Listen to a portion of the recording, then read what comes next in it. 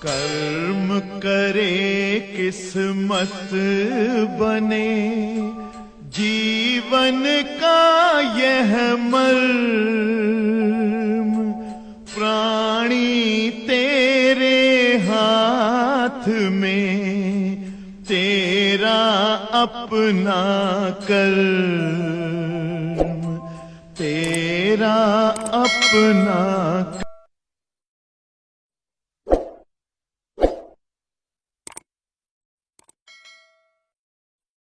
प्यारे बच्चों, आप सभी को ये सूचना ये देना चाहूँगा कि इस वर्ष 2021 और 22 का ये जो सत्र चल रहा है, इस वर्ष जो है फिजिक्स को नए तरीके से पढ़ाने के लिए मैंने 3 से 4 यूट्यूब पर ऑनलाइन की क्लास भी ऑन कर दी है, जिसे आप निःशुल्क मेरे चैनल अर्जुन स्टडी चैनल पर जा करके 3 से 4 प्रतिदिन संडे को छोड़ करके आप जो है फ्री ऑफ कॉस्ट क्लास ले सकते हो।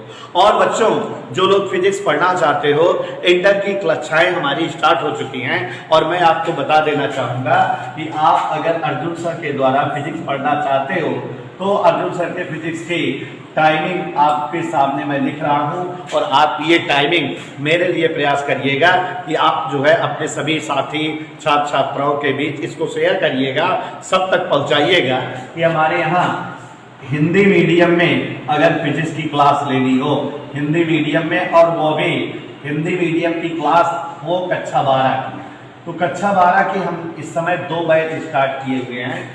2 बैच पढ़ा रहे कक्षा 12 की। एक बैच बच्चों सुबह 7 से 8 पढ़ाता हूँ। जिन बच्चों को सुबह 7 से 8 पढ़ना हो वे लोग जल्द से जल्द अच्छा से अच्छा नंबर पाने के लिए इस बैच में एंगेज हो जाए। सुबह 7 से 8 की बैच हमारी कक्षा 12 हिंदी मीडियम के लिए है, और एक बैच और है दोपहर 3 से 4 भी हम जो है आपको फिजिक्स की क्लास कक्षा 12 की दे सकते हैं। चलती है 2 बैच है कक्षा 12 की हिंदी मीडियम की, कक्षा 12 की फिजिक्स की। अर्जुन सर द्वारा 2 कक्षाएं संचालित है, एक सुबह 7 से 8 है और एक दोपहर 3 से 4 है। और इसी प्रकार कक्षा 11 की हिंदी मीडियम की कक्षाएं प्यारे बच्चों जानते रहिए सुबह 8 से 9, सुबह 8 से 9 ये हमारी बैच है, नई बैच अभी स्टार्ट हुई है कक्षा 11 हिंदी मीडियम की, सुबह 8 से 9 चलती है। और दोपहर में यही कक्षा 11 की एक बैच हम 2 से 3 पढ़ाते हैं। तो इस तरह से हिंदी मीडियम में कक्षा 12 की 2 बैच है, एक बैच सुबह 7 से 8 है, एक शाम को 3 से 4 है। कक्षा 11 के हिंदी मीडियम की बैच सुबह 8 से 9 है और दोपहर 2 से 3 है। और बच्चों इसी प्रकार फिजिक्स में इंग्लिश मीडियम की कक्षाएं, चाहे यूपी बोर्ड हो, चाहे सीबीएसई बोर्ड हो, चाहे आईसीएसई बोर्ड, हर बोर्ड की कक्षाओं के लिए यहाँ ध्यान दीजिए। इंग्लिश मीडियम क्लास 12 की क्लास हमारे कैंपस में दोपहर 4 से 5 चलती है, 4 से 5 दोपहर चलती है। और कक्षा 11 की बैच अगर आपको पढ़नी है इंग्लिश मीडियम की, तो क्लास 11th की नई बैच अभी जस्ट 2-3 दिन हुआ शुरू किए हैं और वो अभी दोपहर 5 से 6 चलती है। तो मैं आज आपके सम्मुख अपनी बैचों का वर्णन किया हूँ कि इस टाइम ये बैच चलती हैं, और इसलिए वर्णन किया हूँ कि आप लोगों में से कोई ऐसा बच्चा जिसकी फिजिक्स बहुत कमजोर है वो हमसे जुड़कर अपनी फिजिक्स मजबूत कर सकता है। और कोई अन्य जानकारी लेनी हो तो आप हमारे मोबाइल नंबर 9415419806 और 6393941663 पर हमें कॉल करके हमसे जानकारी ले सकते हैं। तो इस तरह से जो है आपके सम्मुख मैंने अपनी बैचों का डिस्क्रिप्शन और अपने फ़ोन नंबर का वर्णन भी कर दिया, तो आप मुझसे कांटेक्ट कर सकते हैं। तो ध्यान से देखिए आप सभी लोग, 9415419806 6393941663 ये हमारे पर्सनल कांटेक्ट नंबर है जो हमारे पास रहते हैं। आप इन नंबरों पर फोन करके इंक्वायरी कर सकते हो। क्लास की टाइमिंग यहाँ इस तरह से लिखी हुई है, कक्षा 12 फिजिक्स सुबह 7 से 8 और दोपहर 3 से 4 है, और कक्षा 11 की फिजिक्स सुबह 8 से 9 दोपहर 2 से 3 है, और इंग्लिश मीडियम की फिजिक्स कक्षा 12 की दोपहर 4 से 5 है और कक्षा 11 की दोपहर 5 से है। आप सभी को धन्यवाद। हम लोग वैद्युत प्रतिरोध को ज्ञात करना पड़ रहे थे। तो वैद्युत प्रतिरोध की नाप करने के लिए बच्चों एक तरीका आपने पढ़ा व्हीटस्टोन सेतु परिपथ द्वारा, दूसरा तरीका पढ़ा है मीटर सेतु परिपथ द्वारा किसी भी चालक तार का ज्ञात प्रतिरोध ज्ञात करना, तीसरा बेटा कल हम समझाए थे, जबकि तीसरा है पीओ बॉक्स द्वारा किसी चालक तार का वैद्युत प्रतिरोध ज्ञात करना, जो अब कोर्स में नहीं है।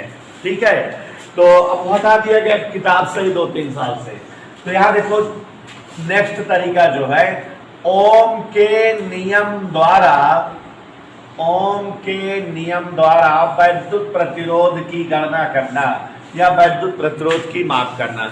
प्यारे बच्चों इसको समझ लो, इसको हम लोग खुद भी कर सकते हैं, सेटअप कर सकते हैं।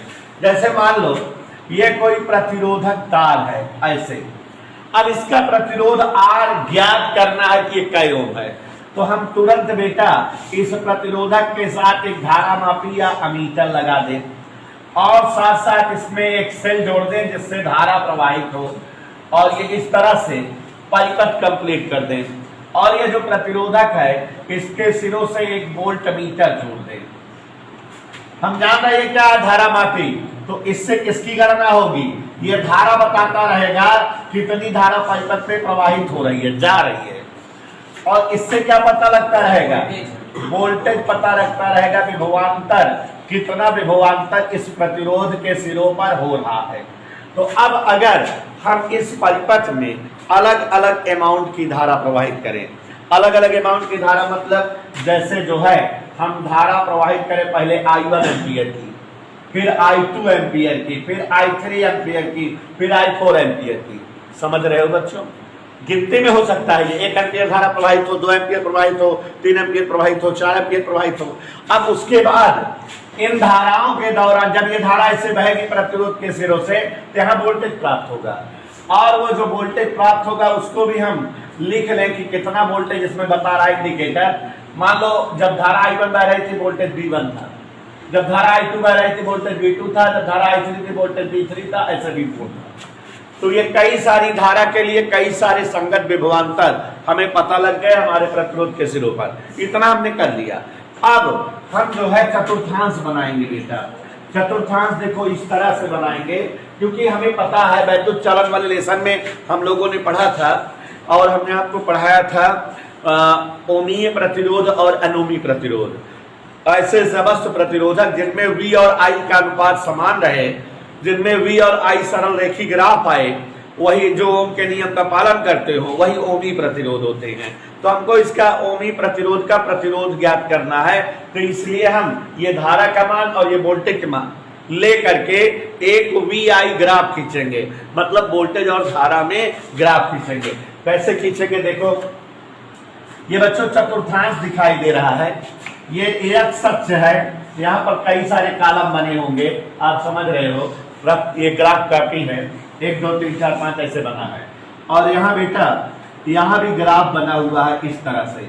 अब अगर हम धारा के मान को x अक्ष पर रखें, ये जो धारा है हमारी उसको किस अक्ष पर लिखें, और ये b का मान किधर रखें, y अक्ष पे, तो जो ग्राफ बनेगा वो V और I के बीच ग्राफ रहेगा, इसलिए इसे VI वक्र या VI ग्राफ कहते हैं। तो आप समझ रहे हो हम ये कौन सा ग्राफ खींच रहे हैं, VI वक्र। तो मान लो कि यहाँ पर धारा I1 है, यहाँ पर धारा I2 है, यहाँ पर धारा I3 है, यहाँ पर धारा I4 है, ऐसे है, मतलब जैसे 1 एम्पियर 2 एम्पियर 3 एम्पियर तो का I1, 4 5 6 7 का I2, ऐसे ही वैल्यूज यहाँ पर हमने अंक में नहीं लिखा है, I1 I2 I3 I4, यहाँ I1 यहाँ I2 यहाँ I3 यहाँ I4, ऐसे धारा के मान आ जाएंगे। ऐसे यहाँ मान लो V1 है, यहाँ मान लो V2 है, यहाँ मान लो V3 है, यहाँ V4 है, ठीक। तो अब जैसे पहले धारा I1 है, तो I1 वाली लाइन ऐसे ऊपर बढ़ेगी, उस समय विभव कितना है, तो V1 वाली लाइन बढ़ेगी, हमारा एक पॉइंट आ जाएगा V1 I1, माने इस जगह वोल्टेज V1 है और धारा कितनी है, फिर उसके बाद धारा I2 लेके चले तो विभव कितना है, तो एक पॉइंट ये आ जाएगा बेटा, दिखाई दिया, धारा के मान वाला लाइन खींच दिए, वोल्टेज के मान वाला लाइन खींच दिए, अब धारा I3 वाली लेके चले, उस समय वोल्टेज क्या है V3, इज दैट ओके। धारा I4 वाली लाइन लेके चले, वोल्टेज क्या है, सबको मिलाएं, देखो ऐसे ये सीधी रेखा पे जा रहे हैं कि नहीं बच्चों, ये V3 वाला कहां पर आया है, ये पॉइंट आया है, और V4 वाला ये पॉइंट आया है, ठीक है। जब ये मिला रहे हैं तो ये ऐसे हमारी सीधी रेखा बन गई, लेकिन ये दोनों बिंदु कौन कौन, V3 I3 और V4 I4, देखो इस रेखा पर नहीं आए, कि आए, ये हमारी जो सीधी रेखा गई इस रेखा पर, ये दोनों बिंदु रेखा के बाहर हैं, जिसका मतलब ये दोनों अशुद्ध मान है, ये शुद्ध मान नहीं, इनको हम गणना में शामिल नहीं करेंगे। जितने बिंदु इस रेखा पर मिलेंगे, चूंकि VI ग्राफ सरल रेखी होता है, तो वही मान सही होंगे। तो ये मान सही है, ये मान सही है, लेकिन ये जो है दोषपूर्ण मान है। तो अब चाहे इस मान को ले लो, चाहे इस मान को ले लो, प्रतिरोध निकाल सकते हो। कैसे बच्चों, अब प्रतिरोध ज्ञात करने के लिए सूत्र यूज करिए, R बराबर V/I। ये कौन सा नियम है, ओम का नियम। अब अगर ओम के नियम का प्रयोग करें R बराबर V/I का, तो आप समझ रहे हो V का मान रख दें और I का, जैसे इस बिंदु के लिए V कितना है, V1, I कितना है, तो V1 और I1 का मान रख देंगे, प्रतिरोध नहीं आ जाएगा। तो ये इस तरह से ओम के नियम द्वारा विद्युत प्रतिरोध की गणना की जाती है। बच्चों बट ये कोर्स में नहीं है, समझा दिए हैं, ओके, समझ आया। तो ये इस तरह से हम विद्युत प्रतिरोध की गणना करते हैं। हमारा ये चैप्टर समाप्त होने वाला है, हमें बहुत खुशी है। और अब आप जरा ध्यान दीजिए, आज आपके सामने इस चैप्टर के अंतिम और महत्वपूर्ण हेडिंग चलने जा रही है, जो लॉन्ग क्वेश्चन के रूप में है। और बच्चों ये सब चैप्टर जो पढ़ा रहे हैं, ये सब चैप्टर में पेडिकल के टॉपिक भी हैं और एग्जाम में थ्योरी या डेरिवेशंस के भी टॉपिक हैं। और ये लेसन सरल परिपथ जो पढ़ा रहे हैं, ये हमारे विद्युत का अंतिम लेसन है, क्योंकि इसके बाद चुंबक स्टार्ट हो जाएगा, इसी के साथ समाप्त हो जाएगा पूरी विद्युत। तो आप समझ रहे हो कि विद्युत पढ़ा लिए हैं, अब चुंबक पढ़ाना है। चुंबक पढ़ाने से पहले हम सेकंड पेपर के कुछ लेसन पढ़ाएंगे, ठीक है, जिससे कोर्स आपका कवर अप हो जाए, फिर चुंबक पढ़ाएंगे। तो यह ध्यान दीजिएगा, विद्युत का अंतिम चैप्टर सरल परिपथ बहुत ज्यादा इंपॉर्टेंट है। वुडस्टोन सेतु परिपथ इंपॉर्टेंट है, इसमें मीटर सेतु परिपथ दोनों कंटिन्यूअस अल्टरनेट आते हैं। अभी जो टॉपिक पढ़ाने जा रहा हूं ये भी उपकरण ही है, पेडिकल भी इसका है और जो है एग्जामेबल भी है, बहुत ज्यादा इंपॉर्टेंट है। और अंतिम हेडिंग है, इसके बाद कोई हेडिंग नहीं है, ठीक है। तो यहां पर ध्यान दीजिए, विभव मापी हेडिंग का नाम है प्यारे बच्चों, और ये बहुत ज्यादा इंपॉर्टेंट है, 8-9 नंबर के लिए इंपॉर्टेंट है। क्यों? क्योंकि इससे रिलेटेड 2-3 टॉपिक आते हैं। विभव मापी, पोटेंशियोमीटर,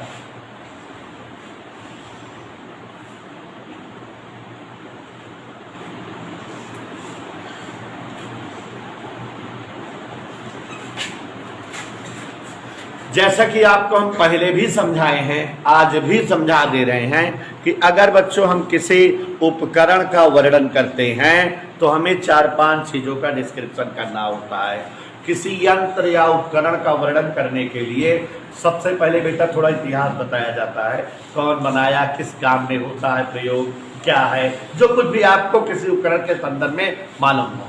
उसके बाद जो दूसरा और महत्वपूर्ण टॉपिक है किसी यंत्र या उपकरण के लिए बताने को, वो है उसका प्रिंसिपल, लॉजिक, सिद्धांत, कि माने दिया गया उपकरण फिजिक्स के किस फार्मूले पर या किस सूत्र पर काम करता है। फिजिक्स का ऐसा कौन सा फार्मूला है, ऐसा कौन सा सूत्र है जिस पर यह उपकरण बना हुआ है, जिस पर यह उपकरण काम करता है। Give the logic, give the principal on which this उपकरण इज बेस्ड, इट्स माय अंग्रेजी।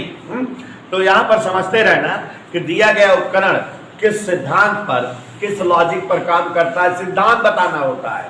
और उसके बाद उस उपकरण का डायग्राम, रचना बना कैसे है वो, और फिर उसके बाद क्या बताना होता है, वर्किंग, वो कार्य कैसे करता है, उपयोग उसका क्या है। तो कई सारी चीजें बतानी होती है। सबसे पहले इतिहास तक दूसरा क्या बताना है, सिद्धांत, मेन चीज ये है फिजिक्स वर्क कौन फार्मूला या कौन नियम पे काम करता है। तीसरा रचना डायग्राम, वो आप सब बना सकते हो। और क्रिया विधि उपयोग। तो एक चीज ये बताना चाहेंगे बेटा कि ये है जो चैप्टर, ये जो टॉपिक है, ऐसा कोई टॉपिक नहीं पढ़े हो, इसमें सिद्धांत कठिन है, सिद्धांत इसका लेंदी है। सिद्धांत याद करो डिस्टोन सेतु परिपथ में भी लंबा था, लेकिन वहां समझेबुल था, समझ में आ जा रहा था। क्या था? हाँ, समझेबुल। तो याद ध्यान दीजिएगा, विभव मापी। तो सबसे पहले इतिहास चलते हैं, थोड़ा इसके बारे में बताते हैं। नाम से सुस्पष्ट है, सुस्पष्ट, स्पष्ट नहीं माने अच्छी तरह से स्पष्ट है, ठीक है, व्याकरण हिंदी का। तो नाम से यह सुस्पष्ट है कि विभव को मापने वाला ये यंत्र है। लेकिन बच्चों हमारी तरफ से और ज्यादा जानो, ये 3 in 1 वर्क करने वाला उपकरण है। How many? जैसे जो है आप मार्केट में जाते हो तो एक के साथ 2 फ्री पाते हो ना, आजकल ऐसा सिस्टम है। 4 ठोर क्रेट जोड़ के 3 जिला की चूटियां बना देते हैं। कहीं एक क्रेट है, अब 3 शर्ट के दाम मान लिया 700 रुपये, कहीं सुबह एक शर्ट पे लिख देंगे 3500, कहीं एक खरीदा 3 फ्री मिले के साथ ही, तो हो जाए कुल मिला हुए। तुम लोग समझ नहीं पाते हिंदुस्तानी इंसान। तो यहाँ पर देखो जरा, 3 in 1 माने मल्टीपर्पज यूज है इसका। मल्टीपर्पज यूज मतलब बेटा, विभव मापी एक ऐसा यंत्र है, विभव मापी, सभी लोग ध्यान दीजिएगा और हम पूछेंगे बताइएगा, एक ऐसा यंत्र है, विभव मापी एक ऐसा यंत्र है जिसके द्वारा, पहला काम, किसी परिपथ का विभवांतर मापा जाता है। क्या लिखे बच्चों? जैसे कोई परिपथ है तो उसका विभवांतर मापने के लिए इस यंत्र का इस्तेमाल करते हैं। ओके, नाम में ही तो लिखा है विभव मापी, विभव को मापने वाला, तो नमो तो लिखा है, क्या नाम से परिभाषा बन जा रही है। तो किसी परिपथ का, और एक चीज बता दे बेटा, जितना डीप में घुस के हम समझा देते हैं उतना कहीं कोई टीचर बताता नहीं है। चीजें सब किताब वाले लेकर के जो है थोड़ा सा बता के आगे बढ़ जाते हैं। और हम बेटा तमाम किताबें, चूंकि मेरे पास कम से कम 25-26 राइटर किताब हैं, सारी किताबों का गूढ़ अध्ययन किए हुए हैं और नेट से भी सर्च करते हैं। हमको जो है उस टॉपिक पर जितना हो सकता है इधर उधर सर्च करके तब आपको बताते हैं। आप कभी कभी कोई टॉपिक पाते होगे तो थोड़ा सा ही रहता होगा, लेकिन हम बहुत डिटेल बताए रहते हैं। जैसे इसमें किताबों में और आप लोग कहीं पढ़ोगे केवल, और टीचर लोग केवल ये लिखाते हैं कि यह विभव मापने वाला यंत्र है, लेकिन मैं बता रहा हूँ, ध्यान सुनना, याद भी रहेगा और जो है वो फैक्ट है, ट्रू है। आप ऐसा लिखो कि औरों से अलग रहे, मतलब आपको ज्यादा ध्यान करके लिखो। ध्यान दीजिएगा जरा बेटा, विभव मापी एक ऐसा यंत्र है, एक ऐसा उपकरण है जिसके द्वारा परिपथ का विभवांतर मापा जाता है। सब लोग यही जानते हैं, लेकिन हम देखो आपको बता रहे और क्या करते हैं इससे। विभव मापी एक ऐसा यंत्र है जिससे हम परिपथ का विभवांतर तो मापते ही हैं, साथ साथ अगर कोई सेल दे दिया जाए तो सेल का विद्युत वाहक बल भी मापा जाता है इस यंत्र के द्वारा। माने this device is used for मापिंग विद्युत वाहक बल ऑफ एनी गिवन सेल। किसी दिए गए सेल का विद्युत वाहक बल भी नाप सकता है। अगर आपको मार्केट में कोई विद्युत सेल दे दिया जाए तो उस सेल को विभव मापी से जोड़ के उसका वोल्टेज बता सकते हो। और बच्चों, प्रैक्टिकल करने के लिए एग्जाम में या आपकी लैब में रहता है तो आपको कोई सेल दे दिया जाता है जिसके ऊपर रैपर नहीं लगा रहता और विभव मापी वहां रखा रहता है। कहा जाता है कि इस सेल का विद्युत वाहक बताओ। तो इसका मतलब इसके क्या काम हो गए? विभव मापी के द्वारा परिपथ का विभवांतर मापा जाता है, साथ ही साथ सेलों का अज्ञात विद्युत वाहक बल ज्ञात किया जाता है। तीसरा और जो बहुत महत्वपूर्ण यूज है इसका, विभव मापी को विभव विभाजक के रूप में प्रयोग करते हैं। किस रूप में? विभव विभाजक के रूप में प्रयुक्त करते हैं। विभव विभाजक क्या है? माने इसके द्वारा किसी परिपथ का विभवांतर या वोल्टेज बढ़ा सकते हैं या घटा सकते हैं। मतलब और ज्यादा डीप में समझाऊं, विभव मापी रेगुलेटर की तरह व्यवहार करता है। मतलब पंखा अगर कहीं घरों में किसी के लगा होगा तो ऊपर से जैसे ये लगा है गोल गोल घूमने वाला रेगुलेटर लगा रहता है, इसको आप जो है इस घुमाते हो तो पंखा तेज धीम होता है, माने उस पंखे को कम ज्यादा वोल्टेज मिलता है। कम वोल्टेज कर देते हो, नंबर 1 पे कर देते हो तो पंखा धीरे धीरे चलता है, नंबर 2 पे हाईएस्ट हो जाता है, बहुत तेज चलने लगता है, 3 4 5 पे कम होने लगता है, ऐसे ही तो होता है। तो माने रेगुलेटर क्या करता है, वोल्टेज को घटाइन बढ़ाइन, तो जो काम रेगुलेटर करता है वही काम क्या करता है बेटा, विभव मापी।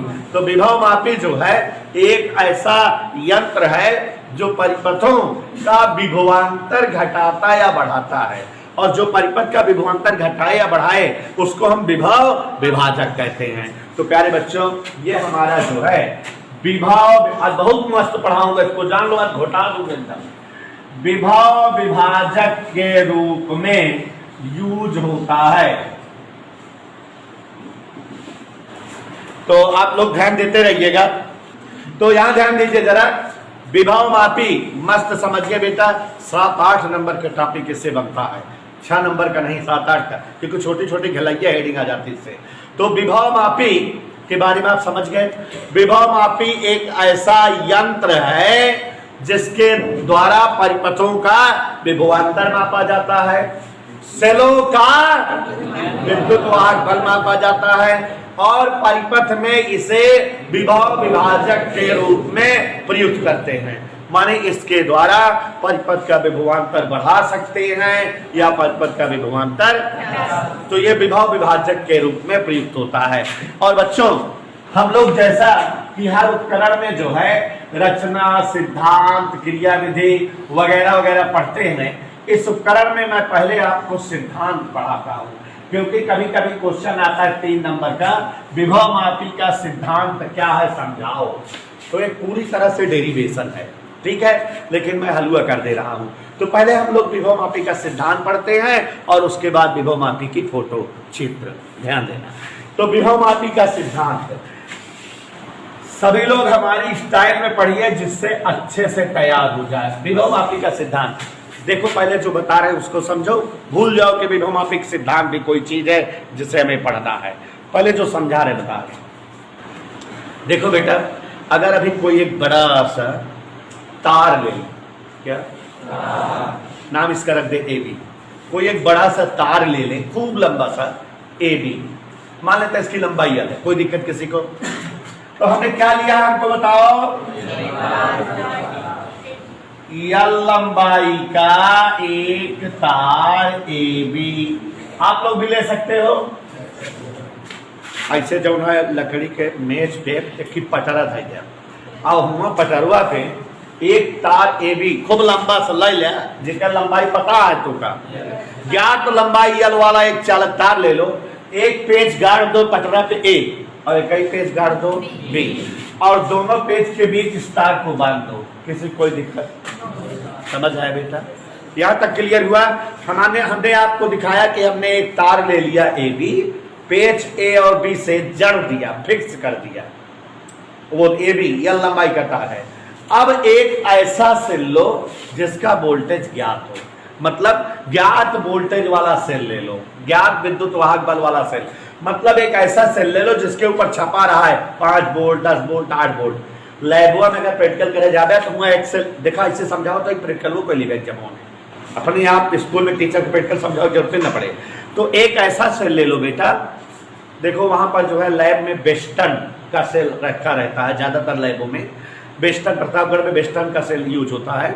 तो वो सेल पर रैपर लगा रहता है जिसमें लिखा रहता है 3.49 वोल्ट, ऐसे कुछ लिखा रहता है।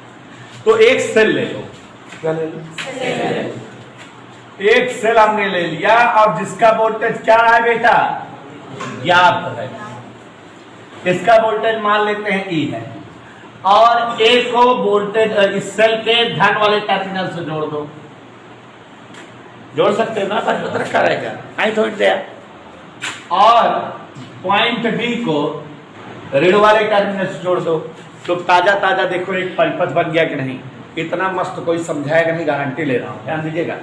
आज सब गायब है इसलिए और बढ़िया समझा रहा हूं। ये कोई एक सबसे पहले क्या ले लिए हैं, यल लंबाई का एक, और इस तार से क्या जोड़ दिए, ज्ञात विद्युत वाहक बल वाला कोई एक सेल। तो बच्चों ये एक परिपथ बन गया। इस परिपथ को हम कहते हैं प्राइमरी सर्किट, प्राथमिक परिपथ। कहीं कोई दिक्कत? ये एक परिपथ बन गया ना, प्राइमरी सर्किट, प्राथमिक परिपथ। आप सभी लोग बना सकते हो ऐसा, प्राथमिक परिपथ बन गया कि नहीं? बोलो हाँ सर जी।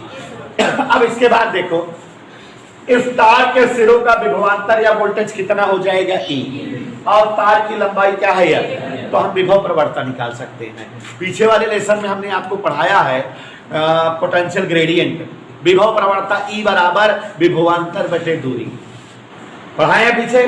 तो यहां अगर विभव प्रवणता निकालें, प्राथमिक परिपथ के विभव प्रवणता, हमारे साथ मजा लेते रहिएगा, आप लोग बाहर निकलोगे कभी सर आज बहुत अच्छा समझ में आया। विभव प्रवणता कैसे लिखते हैं, के बराबर क्या हो जाएगा, विभवांतर बटे दूरी। विभवांतर माने सेल का जो वोल्टेज है, और दूरी मतलब जितना लंबा तार रहे, ई बटा एल हो गया। तो यह हिसाब से परीक्षा हुआ कहता है ई बराबर के इंटू एल, एक समीकरण बन गया। एक चीज और जानो बेटा, विभव प्रवणता एक ऐसी क्वांटिटी है जो फिक्स रहती है। प्रैक्टिकल सिखा रहा हूं कैसे प्रैक्टिकल किया जाएगा एग्जाम में, स्कूल में। तो ई बराबर के इंटू एल, के क्या है, फिक्स है। तो जब के फिक्स है तो बराबर और के कब आता है, जबकि प्रोपोर्शनल का सिंबल हो, जबकि क्या हो। तो इसका मतलब ये विभवांतर ई जो है या वोल्टेज ई लंबाई एल पर डिपेंड करता है। अगर तार छोटा होता, कम लंबा तार होता, तो वोल्टेज भी क्या होता, वहां पर कम होता। और तार अगर ज्यादा लंबा रहा तो वोल्टेज भी ज्यादा लंबा हो जाएगा। यहां तक समझ में आया? यहां तक आप सभी लोग खुद बना सकते हो, लैब में कर सकते हो नहीं? क्या करोगे, पहले जाओगे लैब में, तो ढूंढोगे एक तार बड़ा सा, और का मीटर स्केल को लगा के नाप लेगा कैसे नहीं है, मान लीजिए एल सेमी है। तो एक तार ए बी पेज से गाड़ दी, फिक्स कर दी, कितना लंबा तार है। ऐसा सेल स्कूल में ढूंढे लैब में, जेकरे ऊपर रैपर लगा हो, जेके वोल्टेज ज्ञात हो, ओका में जोड़ दी, एक परिपथ बन गया कि नहीं। तुरंत क्या निकाले हम, विभव प्रवणता, के बराबर ई बटा एल, तो ई बराबर के इंटू एल। हमको पता लग गया कि ई डिपेंड करता है एल पर, एल कम तो ई कम, एल ज्यादा माने अनमोल हम बोल सकते हैं कि अगर बेटा ई बढ़ाना हो तो एल बढ़ा लो, और ई कम करना हो, समझ आया इतना। अब बच्चों ध्यान से देखिए, यही दिमाग की बात है। अगर इस तार ए बी पर, कहां पर, हम कल्पना करें कहीं कोई बिंदु सी है, कल्पना कर रहे हैं, सपोज कर रहे हैं कि इस पूरे तार पर एक बिंदु क्या है, सी। तो ये यहां से यहां तक जो है, ये ए और सी के बीच का अगर विभवांतर हम आपसे कहें तो आप कहोगे बी ए सी, माने ए और सी के मध्य का विभवांतर। क्या दिखाई दे रहा है आप सबको, ध्यान से देखिए। ए और सी अगर दो बिंदु हैं, फिर दोनों बिंदुओं के मध्य का विभवांतर क्या होगा, वी ए सी। अब आप खुद सोचो और दिमाग दौड़ाओ। अगर हम आपसे कहें कि वी ए सी को बढ़ाओ, माने वी ए सी ज्यादा करो, या आपसे कहें वी ए सी को घटाओ, तो आप क्या करेंगे, दिमाग लगाइए। यहाँ वाला विभवांतर तभी बढ़ता है जबकि लंबाई ज्यादा रहे, विभवांतर तभी घटता है जबकि लंबाई कम है। तो अब यहाँ सभी बच्चे ध्यान दो, क्योंकि ये प्रैक्टिकल कैसे करते हैं वो सिखा रहे पूरा। तो देखो बेटा, अगर इस तार ए बी पर एक बिंदु कहीं सी हो, तो ये इतनी लंबाई ए सी के मध्य का विभवांतर क्या होगा, और अगर हम इसे बढ़ाना चाहें तो निश्चित तौर पे ए सी की जो लंबाई है वो ज्यादा होनी चाहिए, और लंबाई ज्यादा करने के लिए बिंदु सी को बी की ओर खिसकाना पड़ेगा, या खिसकाओ। नहीं समझे, समझा रहा हूं। ये पॉइंट सी जो है इसको पकड़ ले, और कौनी कहती चलावे लागी, बी कहती का हुए। अगर जो रहा है ए हिया बा सी हिया बा, और बिंदु सी बी की ओर चलाने लगे, हम सी को बी की ओर खींचने लगे, तो ये जो ए सी है बढ़ने लगेगा कि नहीं, क्या बढ़ने लगेगा। अगर हम सी को बी की ओर खिसकाएं तो हमारा ए सी बढ़ेगा कि नहीं, देख लो बढ़ रहा है कि नहीं बेटा। अभी ए यहाँ है, सी यहाँ है, सी को यहाँ कर दे तो ए और सी इतनी दूर हो गया ना, बढ़ गया कि नहीं? तो अगर बिंदु सी को बी की ओर खिसकाएं तो AC बढ़ेगा और बदले में क्या बढ़ जाएगा? क्यों? क्योंकि BAC प्रपोर्शनल AC इस समांतराल से है ना बेटा। विभवांतर प्रपोर्शनल लंबाई तो A और C के मध्य का विभवांतर BAC AC पर डिपेंड करेगा। AC बढ़ाएं तो BAC बढ़ेगा। AC बढ़ाने के लिए C को किसकी ओर चलाना होगी? बात समझ में आई? कर लीजिएगा। अब अगर जो है VAC घटाना हो, इसके मध्य का विभवांतर घटाना हो, तो C को A की ओर चला दो। ये C किधर चलाओ? तो ये AC क्या होगा? AC कम होगा कि नहीं? ऐसे सिकुड़ने लगेगा, और जब AC कम होगा तो VAC क्या हो जाएगा? कम हो गया ना। मतलब आपको बस इतना ही जानना था, इतना ही आप समझ गए। हमने बकायदा चित्रवत समझा दिया। अब हम फिर लौटते हैं अपने चित्र पर। इतना समझ में आ गया बेटा? ध्यान दीजिएगा।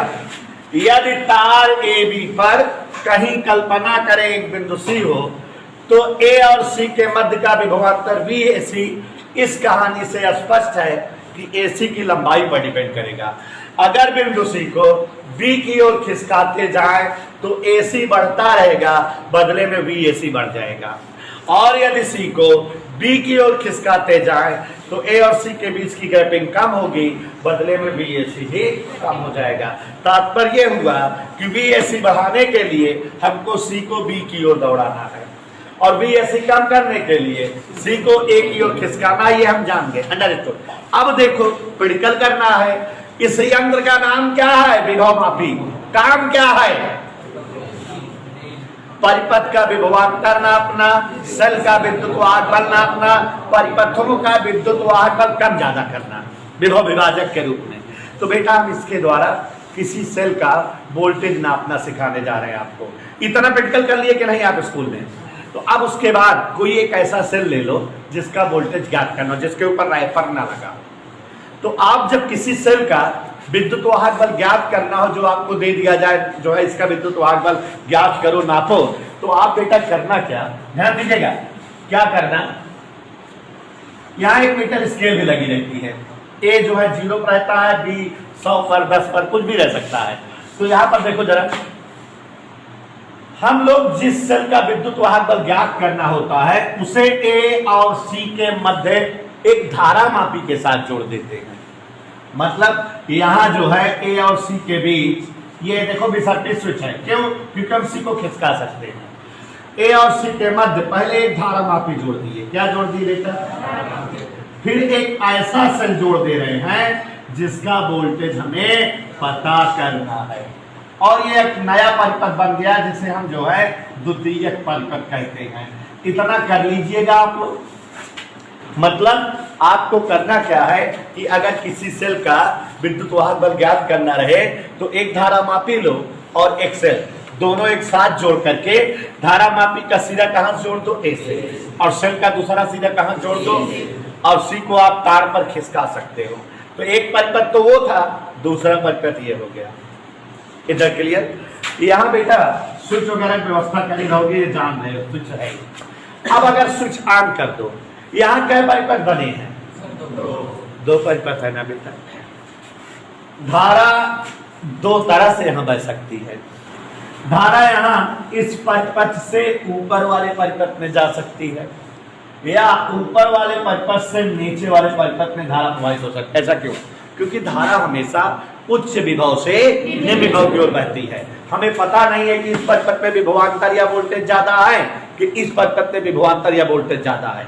जिस परिपथ में विभवांतर या वोल्टेज ज्यादा होगा, धारा हमेशा उससे कम वाले वोल्टेज वाले परिपथ की ओर प्रवाहित होगी और इसकी दिशा धारा मापी क्लियर हो जाएगी। अब अगर हम स्विच ऑन कर दें और धारा मापी को देखें, कहानी कहती धरबा बहरबा, किसको देखें? और अगर हमें नजर आए कि धारा कुछ यूं बह रही है, यूं का मतलब धारा ऐसे चल रही है, इसका मतलब धारा पहले परिपथ से किस परिपथ की ओर बह रही है? देखो यहां पर, यदि जिस सेल का विद्युत वाहक बल ज्ञात करना हो उसे धारा मापी के साथ हम जो है ए और सी के बीच जोड़कर एक परिपथ बनाएं और यदि धारा मापी में धारा प्रवाह की दिशा नीचे की ओर हो, ऊपर से नीचे की ओर, घड़ी के उल्टा दिशा में हो, माने यहां धारा द्वितीयक प्रथम परिपथ से द्वितीयक परिपथ में प्रवाहित हो रही है। कहने का मतलब यह हुआ कि हमारे इस परिपथ का विभवांतर या वोल्टेज क्या है? कम है ना, कम है ना। क्यों? क्योंकि धारा ऊपर से नीचे की ओर आ रही है, इसका मतलब हमारे परिपथ में धारा आ रही है, हमारे परिपथ का वोल्टेज क्या है? तो निश्चित तौर पे आप अपने परिपथ का वोल्टेज बढ़ाओ। और वोल्टेज बढ़ाने के लिए तरीका क्या बताए थे अभी? अगर ए और सी के मध्य का वोल्टेज बढ़ाना है तो सी को खींच के किधर कर दो, तुरंत बेटा आप लैब में मेडिकल करते रहना। धारा अगर ऊपर से नीचे बहती दिखे तो आप इस जम के स्विच को खींचना, किधर की ओर खींचोगे? रसे रसे रसे रसे रसे रसे थोड़ा थोड़ा खींचते जाना, किधर की ओर? तब तक खींचेंगे जब तक इसमें धारा प्रवाह जीरो न दिखने लगे, माने इसमें धारा